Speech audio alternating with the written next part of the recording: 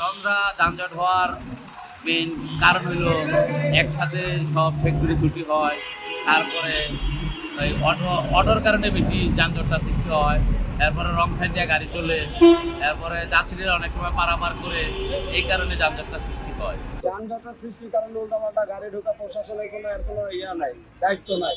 প্রশাসনের বললে কত এটা তোমাদের এইভাবে বলে, আমরা কি করবো?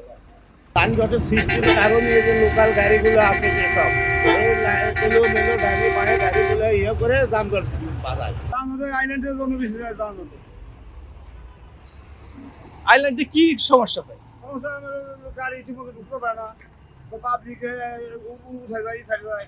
ঈদের বাজারে তো মনে করেন সবসময় যে ঈদের একটু কমে যায়, কারণ রোজার যে ঈদটা যে সবসময় দুঃখটা যাওয়া আসা সবার বেশি করে।